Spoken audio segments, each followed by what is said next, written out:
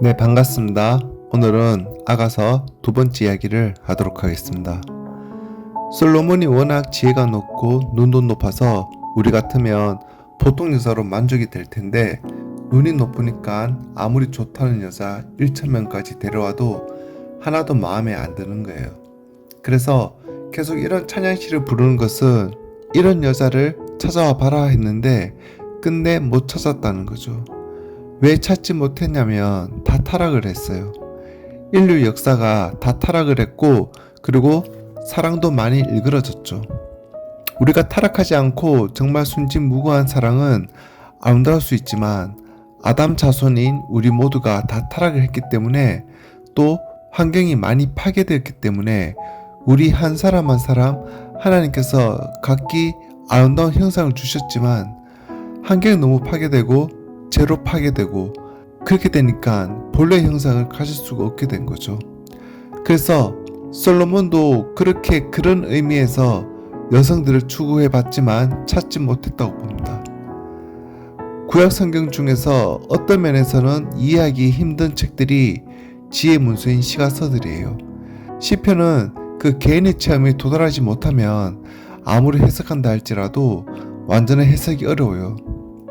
다윗의 시가 절반쯤 되는데 그 처한 상황에 대해서 그 모든 시를 언제 어디서 누가 무엇을 어떻게 왜 썼는지 정확하게 이해하려면 어렵고 또 시체로 기록된 시가 있고 시 언어로 기록된 언어는 번역도 어려워요. 번역도 온전한 번역이 어려우니까 해석이 얼마나 어렵겠어요. 그래서 크게 말할 때 신앙 고백적 기도, 찬양의 기도 이런 기도시가 대부분 차지하고 있고 솔로몬은 기도보다는 사랑 노래했는데 솔로몬도 그런 면에서 그리 행복한 것 같지가 않고 참 사랑하는 사람을 만나서 한 사람으로 만족해야 행복이지 1,000명의 여자가 자꾸 와서 졸라대봐요. 아름다운 여자가 자꾸 졸라대면 남자는 번뇌해서 죽을 지경이에요. 솔로몬도 번뇌하고 삼손도 번뇌하고 죽을 지경이라고 그러잖아요. 그 솔로몬에게 어떤 여자가 와서 자기 나라 친정 나라 신을 위해서 산당을 지어달라고 보채는 거예요. 하루 이틀이지 번번이 만날 때마다 이야기해봐요. 그 1,000명의 아름다운 여자가 계속 졸라대면 곤란하잖아요. 그래서 누군가를 위해 산당 하나 지어줬단 말이죠. 그러면 다른 여자가 누구는 지어주고 누구는 이렇게 이해하면 또 지어줄 수밖에 없잖아요. 솔로몬이 도대체 정확하게 몇 개를 지어줬는지 모르겠지만 솔로몬이 자기가 사랑하는 아름다운 여인들이 계속 조르고 생떼 쓰는 바람에 그때 지어주고 해서 이방신의 신당을 지어줬는데 예루살렘이 솔로몬의 여자들 때문에 만국 종교 박람회장이 되었어요. 이러면 안 되잖아요. 여인들이 조르고 해서 점점 타락하게 되었죠. 남자는 참 어려워요. 하나님도 남자는 전도하기 어렵고 마귀도 남자를 상대하기 상당히 곤란해요. 근데 누구를 붙잡고 일하기 쉬우냐? 일단 마귀가 여자를 붙잡고 이야기해가지고 여자를 통해서 남자를 꼬시면 항상 에덴 동산에서부터 그 수법이 먹혀 들어갔어요. 이른바 미인계라고 하는데 예나 지금이나 수법이 똑같아요. 그래서 아름다운 여인일수록 상가해야 돼요. 자기가 아름답다고 생각되거든 자기 남편에게 너무 졸라대면 곤란해요. 그러면 남편이 타락할 수가 있어요. 그래서 뭐든지 지나친 소원은 항상 문제를 일으켜요. 우리 소원이 너무 강렬하거나 지나칠 때는 조심해야 됩니다. 이것이 바로 솔로몬을 타락하게 한 거예요. 거기다가 술라미 같은 여자를 못 만나서 다행인지 몰라요.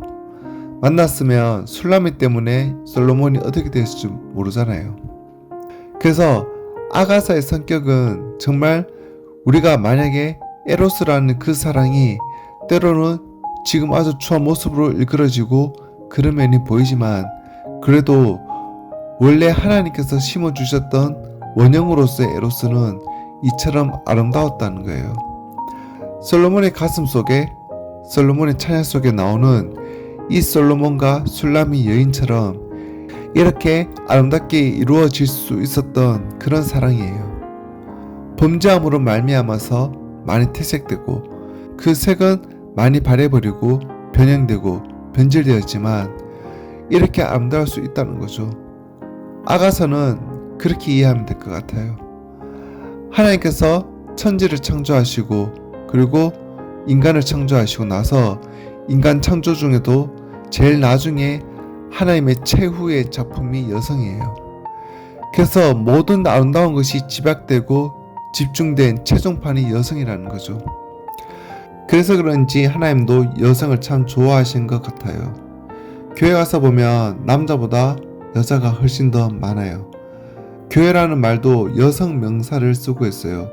에클레시아, 여성 명사이고 하나님께서 가장 귀여운 표현을 할 때 처녀딸이에요.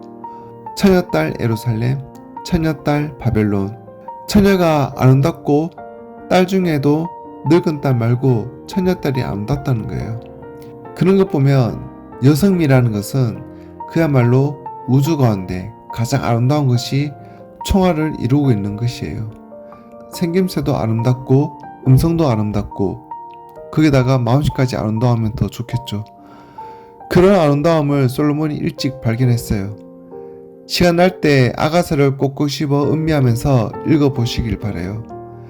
이런 아름다움이 사람에게 있구나. 그래서 가장 아름다운 게 사람이구나. 지금 시대에 목마른 것은 빵이 없어서 밥이 없어서가 아니라 대개 사랑에 목이 마른 거예요. 그래서 우리가 하나님 사랑도 물론 받아야겠지만 사람 사랑도 필요해요. 우리가 생명 있는 모든 것을 사랑함으로써 참 행복이 있어요. 그래서 이 아가서를 공부하고 구약 성경을 공부하고 신약 성경을 공부하고 맨 마지막에 이론적 신학이 끝났을 때 마지막 제목이 신학은 사랑하기다 이란 것을 느낄 수 있을 거예요. 그래서 최고의 학문은 사랑하기라 할 수 있어요. 자, 오늘은 이렇게 해서 마치도록 하겠습니다. 감사합니다.